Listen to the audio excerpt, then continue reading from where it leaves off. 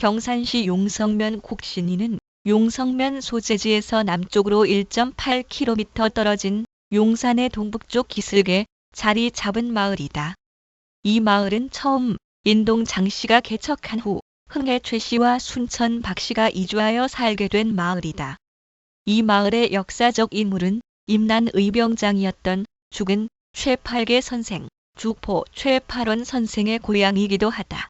또한 이 마을은 연려 남원양 씨의 희생효와 열행이 전승되는 곳으로 당시 조선 24대 헌종이 1846년에 사액으로 정려각을 내렸다 하였고, 마을 지명 유래가 그렇듯 곡신이란 용산의 수계에 새롭게 형성된 마을이란 의미를 갖기도 한다. 이 마을은 흥해 최씨의 집성촌으로 대부분 농업에 종사하고 있다.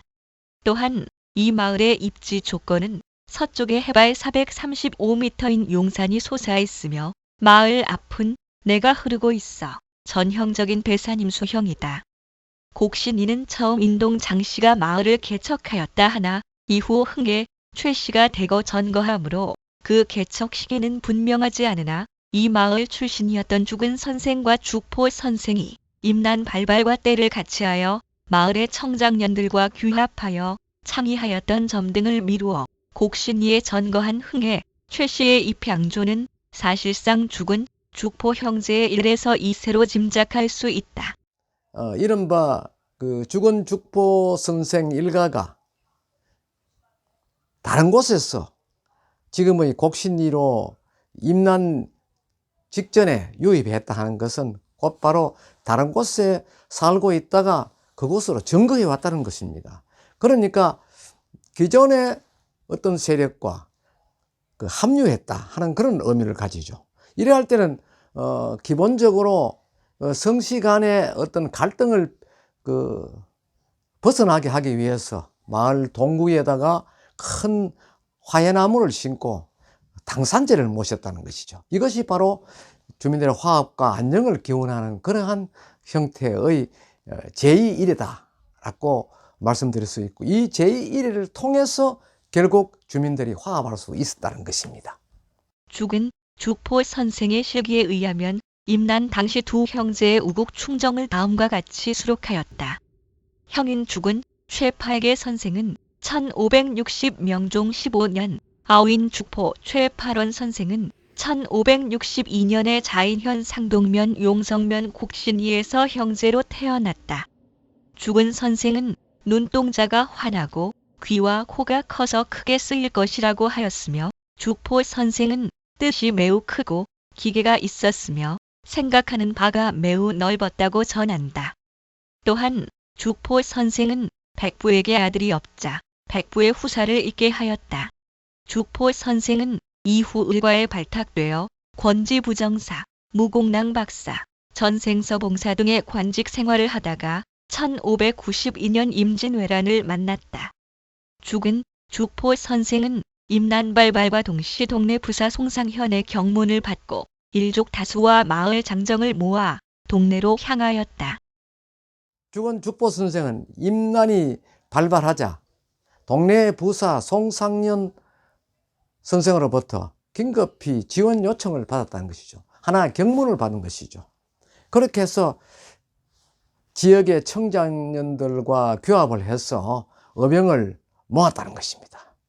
그 의병을 모은 후에 그들과 함께 송상현 부사를 도우기 위해서 부산 쪽으로 내려갔는데, 이미 부산에 도착하기 전에 부산 동래성은 함락되고 송상현 부사도 이미 순국호를 하고 난 뒤였다는 것입니다. 그래서 결국은 다시 왜구들을 뒤쫓으면서 온 것이 경남 의령 쪽인데, 거기에서 왜구 적장인 조박봉의 목을 베고, 또 그로 인해서 왜구들이 모두 의기소침을 해서 모두 도망을 갔다 하는 것입니다.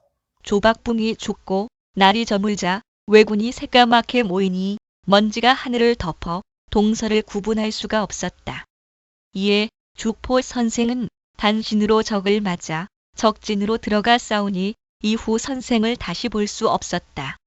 함께 갔던 가동들도 죽포 선생이 간 곳을 알지 못하였으니 죽은 선생은 이 사실을 듣고 분함을 이기지 못해 죽고자 하였으나 종사를 의탁한 바가 없음을 생각하고는 가슴을 치며 통곡하였다. 그리고는 죽포 선생의 시신을 찾았으나 찾을 수 없어서 다만 초혼제를 지내고는 고향에 돌아와 죽포 선생의 유품으로 장사를 지내었다고 한다.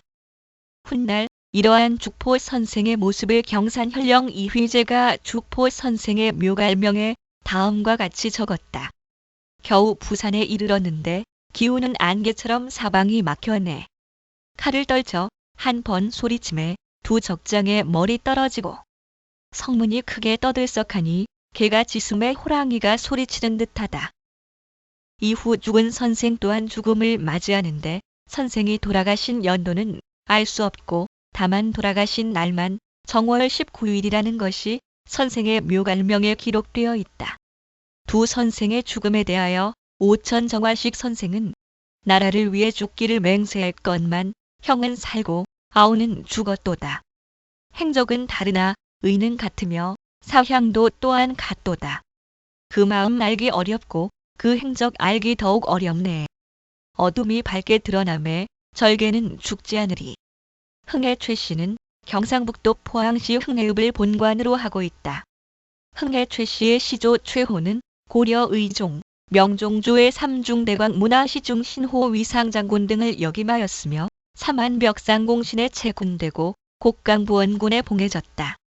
흥해는 앞에서와 같이 경상북도 포항시에 속해 있는 지명으로 본래 신라의 퇴화군인데 신라 경덕왕이 의창군으로 고쳤고 고려 초에 흥해로 고쳐 현종 때 경주부에 속하였으며 조선시대에도 그대로 내려왔다.